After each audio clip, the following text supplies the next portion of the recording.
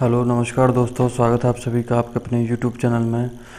आज हम बात करेंगे बाल विकास के कुछ अगले इम्पोर्टेंट प्रश्न। ये हमारा मॉडल पेपर 5 है, जिसमें हम बाल विकास और शिक्षा शास्त्र के 30 इम्पोर्टेंट प्रश्नों को सॉल्व करेंगे। 30 इम्पोर्टेंट प्रश्न हम इसमें देखेंगे। जो इम्पोर्टेंट ये 30 प्रश्न आपको वर्ग 3 की परीक्षा में अवश्य देखने को मिलेंगे। ये हमारे जो प्रश्न हैं ये वर्ग 2 की जो परीक्षा हुई थी, वर्ग 2 की परीक्षा जो 2019 में हुई थी, 18 फरवरी 2019 को सेकेंड शिफ्ट का जो पेपर हुआ था उससे लिए गए हैं। तो ये इम्पोर्टेंट प्रश्न आपके लिए हम लेकर आए हैं, जिससे आपका और अधिक लेवल चेक होगा कि हमारे किस लेवल की तैयारी चल रही है, हमारा भी क्या लेवल चल रहा है। तो शुरू करते हैं हम आज की क्लास। और पहला प्रश्न आपको स्क्रीन में दे दिया गया है। ये प्रश्न है आपको प्रत्येक प्रश्न के लिए 25 सेकंड का समय मिलेगा। इन 25 सेकंड में हम प्रश्नों को पूरा करेंगे और देखेंगे कि क्या हमारा अभी जो तैयारी का लेवल चल रहा है वो किस लेवल में चल रहा है। तो सबसे पहला प्रश्न आपको दिया गया है कि विषय आत्मबोधन परीक्षण द्वारा रूपांकित किया गया था। किसके द्वारा विषय आत्मबोधन परीक्षण निरूपांकित किया गया था? पहला है आइजैक और आलपोर्ट, दूसरा है गल्टन और क्रेसमर, तीसरा है आपका युंग और शेल्डन, और फोर्थ है आपका मरे और मार्गन। तो किसके द्वारा यह रूपांकित किया गया था आपको बताना है। जल्दी जल्दी कमेंट करते जाएं। और ये आपका समय समाप्त। और ये प्रश्न आपका उत्तर आपको दे दिया गया कि मरे और मार्गन द्वारा यह रूपांकित किया गया था। ये हमारा पहला प्रश्न हो गया। देखते हैं हमारा अगला प्रश्न क्या है। अगला प्रश्न आपको दिया गया है कि आप एक आत्मचिकित्सक हैं। 7 वर्ष के तरुण 7 वर्ष का एक बच्चा है। तरुण को ऑटिज्म से पीड़ित होने का शक था। तो आपने इस बालक को अंकन के लिए एक शैक्षणिक मनोवैज्ञानिक को देखने के लिए भेजा। आपने इस बालक को अंकन के लिए देखने के लिए शैक्षणिक मनोवैज्ञानिक को देखने के लिए भेजा। शिक्षा मनोवैज्ञानिक आपको एक रिपोर्ट भेजता है। उसको उसमें आने वाले निष्कर्ष उस बच्चे की माँ को समझाने की आवश्यकता है। और उसकी ताकत निम्नलिखित में से किस क्षेत्र में होने की सर्वाधिक संभावना है? तो ये प्रश्न है आपका कि आप एक बाल चिकित्सक हैं, आपने एक मनोवैज्ञानिक के पास उसको बच्चे को भेजा, उसने रिपोर्ट भेजी कि उसमें जो निष्कर्ष है उस बच्चे की माँ को समझाने की आवश्यकता है, समझाने की आवश्यकता है। और उसकी ताकत निम्नलिखित किस क्षेत्र की सर्वाधिक संभावना है? मौखिक प्रस्तुति कौशल में उसकी संभावना है, मौखिक अवधारणा गठन है, ब्लॉक डिजाइन है, या मूर्त सोच है। ये आपको ऑप्शन दिए गए हैं और इनमें से आपका क्या आंसर होगा? आपको 25 सेकंड के अंदर अपना आंसर बताना है। बहुत जल्दी से जल्दी हम प्रश्नों को हल करेंगे, इन प्रश्नों को देखेंगे और आपका जो भी आंसर आता है कमेंट में बताते जाएं। तो ये हमारा दूसरा प्रश्न है और इसी तरह के प्रश्न और हम देखेंगे। तो इसका आंसर है ब्लॉक डिजाइन। ब्लॉक डिजाइन में इसकी क्या है, किस क्षेत्र में होने की अधिक संभावना है? तो ब्लॉक डिजाइन इसका आंसर है। देखते हैं हमारा दूसरा प्रश्न है। तीसरा प्रश्न है हमारा कि लिंग खाली स्थान रूप से निर्धारित होता है, जबकि सेक्स खाली स्थान रूप से निर्धारित होता है। तो लिंग किससे निर्धारित होता है? पहला है आपका सामाजिक सांस्कृतिक, जैविक सामाजिक, और जैविक पर्यावरणिक, सांस्कृतिक या जैविक। तो ये आपको 4 ऑप्शन दिए गए हैं। लिंग और सेक्स के निर्धारण को आपको बताना है। तो क्या होगा इसका आंसर हम देखते हैं। तो यदि हम देखें कि लिंग किससे निर्धारित होता है? सांस्कृतिक, और जो हमारा सेक्स है वो निर्धारित होता है जैविक रूप से निर्धारित होता है। तो इसका आंसर क्या होगा हमारा? सांस्कृतिक और जैविक। पहले खाली स्थान में आपका सांस्कृतिक आएगा, दूसरे खाली स्थान में जैविक आएगा। अब हम देखते हैं हमारा 4th नंबर का प्रश्न है कि नियमों का एक सेट जो हमें अर्थ निकालने में मदद करता है निम्न के रूप में जाना जाता है। किसके रूप में जाना जाता है? नियमों का सेट जिससे हम अर्थ निकालने में जो हमें अर्थ निकालने में मदद करता है। वाक्य, फोनेमस, शब्द या सिमेटिक। तो ये आपको 4 ऑप्शन दिए गए हैं और जल्दी जल्दी आपको आंसर बताना है कि वह क्या है। नियमों का वह सेट कौन सा है जो हमें अर्थ निकालने में मदद करता है? तो इसका आंसर क्या होगा, हम देखते हैं इसका आंसर। तो इसका आंसर आपको बताना है, ये हमारा 4th नंबर का प्रश्न है, तो इसका आंसर आपका होगा सीमेटिक। तो इसका आंसर है आपका सीमेटिक। क्या है? नियमों का एक ऐसा सेट है जो हमें अर्थ निकालने में मदद करता है। अगला प्रश्न हम देखते हैं 5वें नंबर का प्रश्न कि तृषा एक 8 वर्षीय लड़की है जो आत्मविश्वास से अंगगणित कार्य करती है, या आत्मविश्वास के साथ अंगगणित करती है जिसमें एक संख्या से शून्य को जोड़ना व घटाना शामिल है। पियाजे के अनुसार कौन सी संख्यात्मक क्षमता तृषा की अवधारणा समझने में सक्षम बनाती है? तो कौन सी संज्ञानात्मक क्षमता तृषा को अवधारणा समझने में सक्षम बनाती है? विकेंद्र, संरक्षण, तार्किकता या विपर्ययता। तो इसका क्या आंसर होगा? 25 सेकंड का आपको समय दिया जाएगा और आपको बताना है कि इसका क्या आंसर होगा। इसमें हमको बताना है कि पियाजे के अनुसार कौन सी संज्ञानात्मक क्षमता तृषा को अवधारणा समझने में सक्षम बनाती है। ये हमारा प्रश्न है। हम देखते हैं इसका आंसर। इसमें आपको 4 ऑप्शन दिए गए हैं, तो इसका आंसर है आपका तार्किकता। लॉजिक रीजनिंग के द्वारा वह अवधारणा को समझने में सक्षम बनाती है। तो हम देखते हैं अपना 6वें नंबर का प्रश्न है कि 3 वर्ष तक का बच्चा खाली स्थान बोलने में सक्षम होता है। अक्षर, व्याकरणिक रूप से शब्द या 4th आपका कार्यात्मक रूप से पूर्ण शब्द। तो क्या आंसर इसका होगा? आपको 4 ऑप्शन दिए गए हैं। 3 साल का बच्चा क्या बोलने में सक्षम होता है? अक्षर, शब्द या व्याकरणिक रूप से पूर्ण शब्द या कार्यात्मक रूप से पूर्ण शब्द। तो इसका आंसर क्या होगा? कार्यात्मक रूप से पूर्ण शब्द, यानी कार्यात्मक रूप से वह पूर्ण शब्द बोलने में सक्षम होता है। ये हमारा 6 नंबर का प्रश्न था। 7वां प्रश्न देखते हैं हम कि अब्राहम मास्लो के अनुसार मानव प्रेरणा की पराकाष्ठा है। इसके 4 ऑप्शन हैं। सुरक्षा की आवश्यकता, संबद्धता एवं स्नेह की आवश्यकता, आत्मसिद्धि की आवश्यकता या सम्मान की आवश्यकता। तो अब्राहम मास्लो के अनुसार मानव प्रेरणा की पराकाष्ठा कौन सी है? खाली स्थान में आपको बताना है कि इसके क्या ऑप्शन होंगे। सुरक्षा या संबद्धता की, स्नेह की आवश्यकता या आत्मसिद्धि की आवश्यकता। तो इसका आंसर क्या होगा? आपका 3rd इसका आंसर होगा आत्मसिद्धि की आवश्यकता। बहुत इम्पोर्टेंट प्रश्न है आपका। ये प्रश्न आपको अवश्य परीक्षा में आ सकता है, तो इसको आप बिल्कुल नोट कर लें। ये बहुत इम्पोर्टेंट प्रश्न है हमारा। देखते हैं हमारा 8वें नंबर का प्रश्न है कि किस प्रकार की स्मृति प्रसंस्करण में किसी वस्तु की सतही विशेषताओं पर ध्यान केंद्रित करना शामिल है?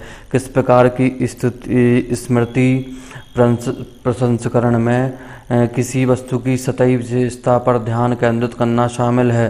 पहला है आपका गहरा स्तर संसाधन, दूसरा आपका आंशिक संसाधन, तीसरा आपका विस्तृत संसाधन या 4th आपका उथला स्तर संसाधन।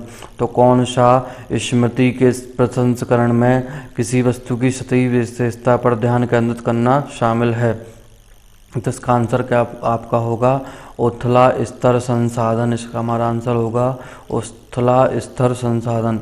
अब हम देखते हैं हमारा 9वें नंबर का प्रश्न है कि अधिगम का कौन सा सिद्धांत प्रेक्षित जाता है?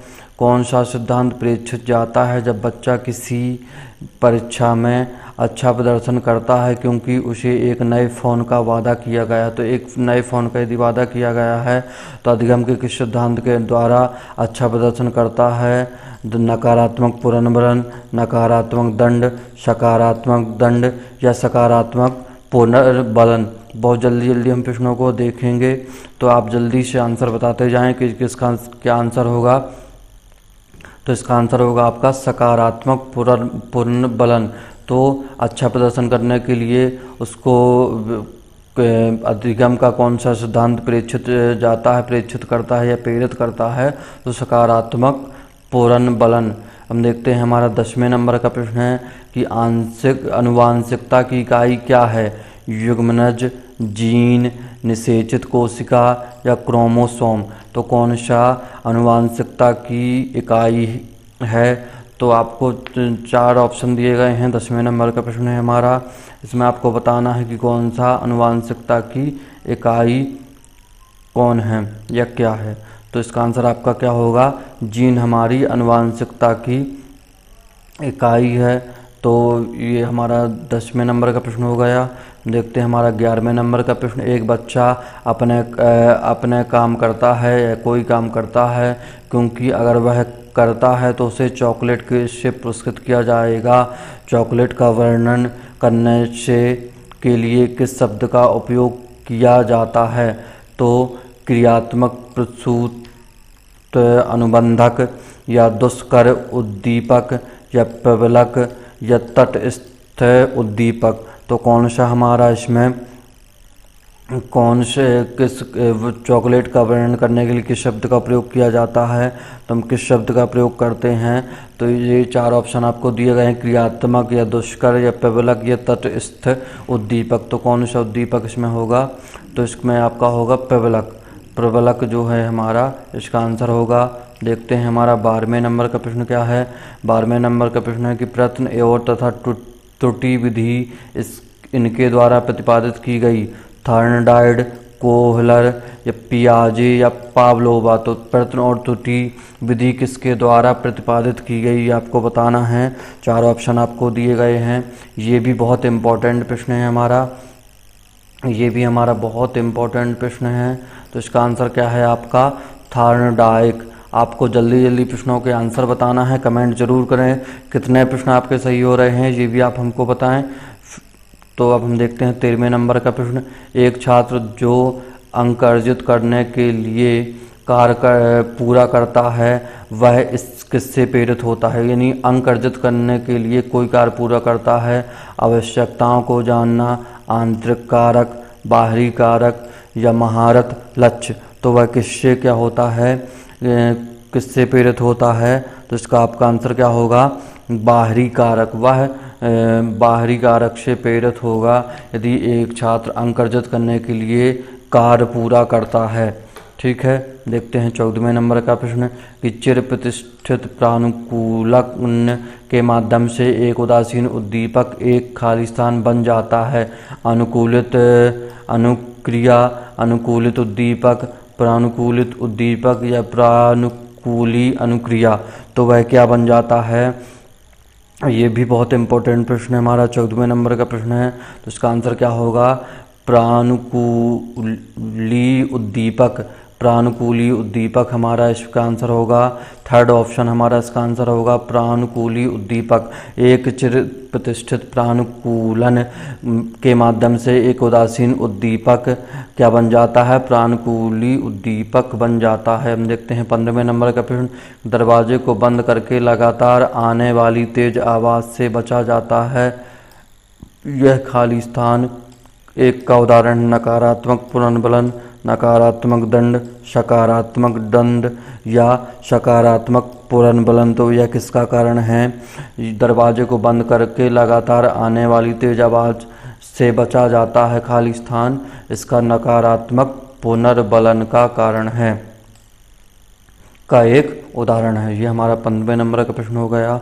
16वां प्रश्न है कई ऊतक एक प्रणाली को जन्म देने के लिए समन्वयन करते हैं, इसे खाली स्थान रूप में जाना जाता है। निरंतरता, एकीकरण, विशेषता या विभेदन तो किसके रूप में जाना जाता है? कई ऊतक एक प्रणाली को जन्म देने के लिए समन्वयन करते हैं, तो यह क्या है?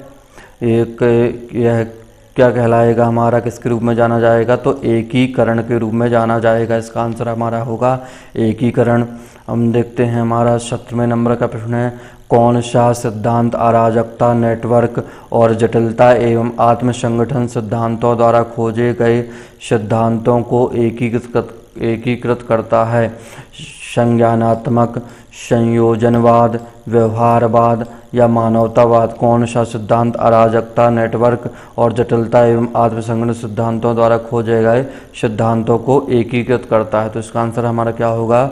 संयोजनवाद। इसका आंसर हमारा होगा संयोजनवाद। 17वां प्रश्न था हमारा ये।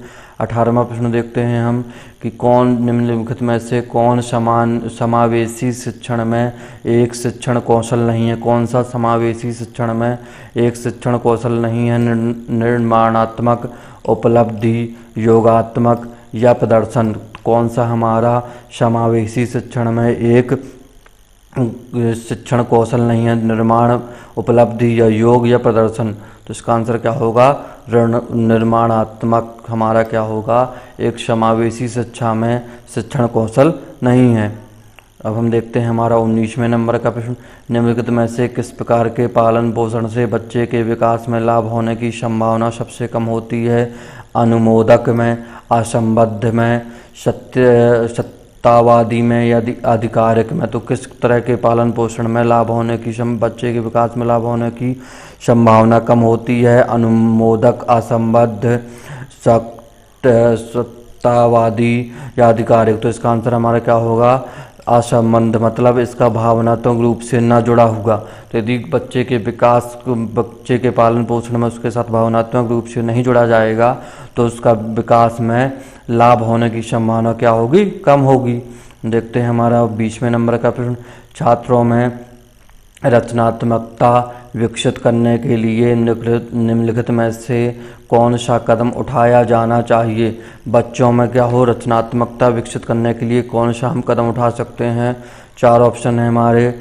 शिक्षक को प्रतिक्रिया देने के लिए स्वतंत्रता देनी चाहिए, शिक्षक को रचनात्मकता के महत्व पर व्याख्यान देना चाहिए, बच्चों को प्रश्न पूछने के लिए अवसर देना चाहिए, शिक्षक को स्वयं भी रचनात्मक होना चाहिए।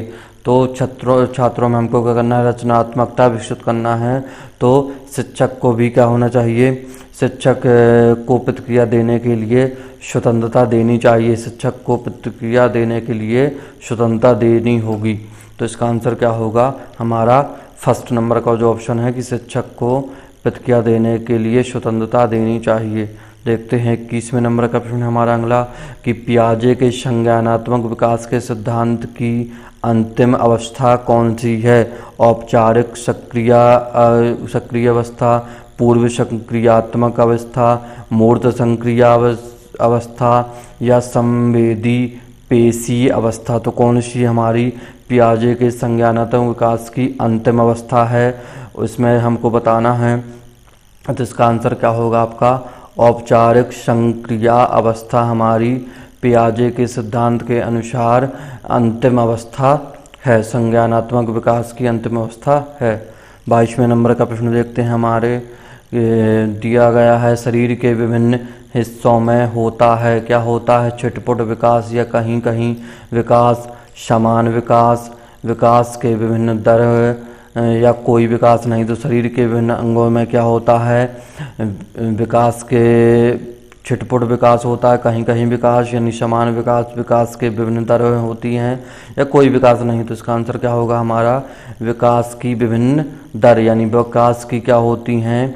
विभिन्न हिस्सों में विभिन्न विभिन्न दर होंगी। कोई हिस्सा अधिक विकसित होगा यानी उसमें विकास की दर अलग होगी, दूसरे हमारे हिस्से में विकास की दर अलग होगी। तो सभी में क्या होगी? भिन्न भिन्न दर होगी, यानी विभिन्न दर होगी। हमारा 23वें नंबर का प्रश्न है कि मेरे परीक्षण परिणाम दर्शाते हैं कि मुझे खेलों में रुचि है लेकिन मेरे पास खेलने के लिए सहनशक्ति नहीं है।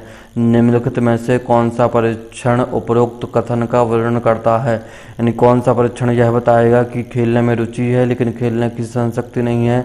तो अभिवृत्ति परीक्षण, कौशल परीक्षण, उपलब्धि परीक्षण या बुद्धि परीक्षण। तो इसमें क्या आंसर होगा आपका? हमारा उनकी खेलने में रुचि है लेकिन खेलने की सहनशक्ति नहीं है, तो यह आपका आएगा अभिवृत्ति परीक्षण में, यानी एप्टीट्यूड टेस्ट में हम इसको क्या करेंगे, कथन का वर्णन कर सकते हैं। 24वां प्रश्न है हमारा कि बच्चे अक्सर माता पिता के बीच हुए झगड़े के लिए खुद को दोषी मानते हैं। पियाजे सिद्धांत इस विश्वास की क्या व्याख्या करता है? स्वार्थ, पहला है आपका स्वार्थ, ए नहीं बी त्रुटि, संरक्षण या सर्वात्मवाद। तो इसका आंसर क्या होगा कि बच्चे हम अपने आप को दोषी मानते हैं, तो पियाजे के सिद्धांत के अनुसार स्वार्थ। इसका आंसर है हमारा स्वार्थ सिद्धांत में पियाजे ने इसकी व्याख्या की है, इस विश्वास की व्याख्या करता है। तो कौन सा सिद्धांत? स्वार्थ सिद्धांत इसकी व्याख्या करता है। 25वां प्रश्न है हमारा कि मध्यम बचपन के दौरान जब असफलता का सामना करना पड़ता है तो बच्चे अपने अनुभव से क्या समझेंगे? पहला है आपका संकोची, ऐसी गतिविधियों से दूर रहते हैं जिनमें उनके सफल होने की संभावना हो। संकोची ऐसी गतिविधियों से दूर रहते हैं जिनमें उनके सफल होने की संभावना हो। सेकंड है आपका यह निश्चय करें कि नई चीज़ों की कोशिश करना बेहतर है। थर्ड है आपका यह निष्कर्ष निकालना कि असफलता उनकी अक्षमता का संकेत है, ना कि ऐसी स्थिति जिसे अधिगम करने या अभ्यास करने से संशोधित नहीं किया जा सकता। फोर्थ है आपका कुंठा और अपनी क्षमता के संबंध में अधिक निराशावादी हो जाते हैं। तो मध्यम बचपन के दौरान जब सफलता का सामना करना पड़ता है तो बच्चे क्या अनुभव करते हैं, ये किस चीज़ का अनुभव करते हैं, ये आपको इसमें बताना है। तो यह निष्कर्ष इसका आपका आंसर होगा, यह निष्कर्ष निकालना कि असफलता उनकी अक्षमता का संकेत है, ना कि ऐसी स्थिति है जिसे अधिगम करने या अभ्यास करने से संशोधित नहीं किया जा सकता। तो इसका आंसर आपका क्या होगा? हमारा इसमें थर्ड नंबर का जो ऑप्शन है वह इसका आंसर होगा। हम देखते हैं अगला प्रश्न हमारा 26वें नंबर का प्रश्न है। पियाजे के अनुसार यह प्रक्रिया जिसमें नई जानकारी के प्रकाश में हमारे मौजूदा स्कीमा को बदलना शामिल है, खालिस्तान के रूप में जाना जाता है। शाम, आत्मसत्करण, संगठन या आवास। तो पियाजे के सिद्धांत के अनुसार हमारे मौजूदा स्कीमा को बदलने में किस रूप में जाना जाता है? तो इसका आंसर हमारा क्या होगा? इसका आंसर हमारा होगा आवास। इसका आंसर है हमारा आवास के रूप में जाना जाता है, हमारे मौजूदा स्कीमा को बदलना के रूप में शामिल है। हमारे 27वें नंबर का प्रश्न देखते हैं हम कि यदि 20 बिंदु को एक सीधी या वक्र रेखा के साथ रखा जाता है, 20 बिंदु हैं उनमें को हमें एक सीधी या वक्र रेखा के साथ रखा जाता है और हम उनके बीच के अंतर को अनदेखा कर एक साथ देखते हैं। यह गेस्टल्ट के अवधारणात्मक संगठन के किस सिद्धांत का अनुसरण करता है? तो निरंतरता का नियम, निकटता का नियम, संवरण का नियम या संदृश्यता का नियम। तो कौन सा नियम इसमें हमको इसका अनुसरण करता है, सिद्धांत का अनुसरण करता है? हमको क्या करना है कि कुछ को अनदेखा कर एक साथ देखते हैं, उनके बीच के अंतर को हमको अनदेखा करना है। तो इसका आंसर हमारा क्या होगा? निरंतरता का नियम। इसका आंसर हमारा है निरंतरता का नियम। 28वां प्रश्न है हमारा कि शिक्षकों को छात्रों के विविध समूह की आवश्यकता को खालिस्तान की आवश्यकता है ध्यान रखने, योजना बनाने, हैंडल करने, समझौता करने। तो किसकी आवश्यकता है? शिक्षकों को छात्रों के विभिन्न समूहों की आवश्यकता को खालिस्तान आवश्यकता है ध्यान रखने, योजना बनाने, हैंडल करने या समझौता करने। तो किसकी आवश्यकता होगी? योजना बनाने। शिक्षकों को छात्रों के विभिन्न समूह की आवश्यकता को खालिस्तान योजना बनाने की आवश्यकता है। 29वां प्रश्न है कि निम्नलिखित में से कौन बच्चों को एक समाज में रहने के लिए सीखने में सबसे महत्वपूर्ण है? व्यक्तिगत कार्यों पर काम करना, सहयोग से काम करना, पुरस्कार के लिए काम करना या एकांत में काम करना। निम्नलिखित में से कौन सा बच्चों को समाज में रहने के लिए सीखने में सबसे महत्वपूर्ण है? तो क्या होगा, समाज में रहना है तो सहयोग से काम करना ही हमको महत्वपूर्ण होगा। तो इसका आंसर आपका होगा सहयोग से काम करना। 30वें नंबर का प्रश्न हमारा 30वां प्रश्न है, लास्ट प्रश्न है हमारा कि निम्नलिखित में से कौन सा बच्चे को विद्यालय में असफलता को दूर करने में मदद कर सकता है? कौन सा बच्चे को विद्यालय में असफलता को दूर करने में मदद कर सकता है? उन्हें अगले मूल्यांकन पर ध्यान केंद्रित करने को कहा जाए, क्षमता से अधिक प्रयासों पर जोर देने के लिए प्रेरित करना या प्रोत्साहित करना, उन्हें अवकाश के लिए कुछ खाली समय देना, उनके अनुभाग कक्षा को बदलना। तो यह किसके द्वारा उन असफलता को दूर करने में मदद मिलती है उनको? तो क्षमता से अधिक प्रयासों पर जोर देने के लिए उनको प्रेरित करना और प्रोत्साहित करना, यानी बच्चों को हम और अधिक प्रेरित करेंगे तो सफलता को दूर करने में उनको मदद मिलेगी। तो ये हमारे 30 इम्पोर्टेंट प्रश्न थे, हमने देखे आज 30 इम्पोर्टेंट प्रश्न हमारे। ये 5वां मॉडल पेपर हमने किया। तो पिछले हमने 4 मॉडल पेपर में 120 प्रश्न हुए थे हमारे, ये 30 और हमारे प्रश्न हो गए। तो कुल मिलाकर हमारे 150 बाल विकास के इम्पोर्टेंट प्रश्न हमारे तैयार हो गए।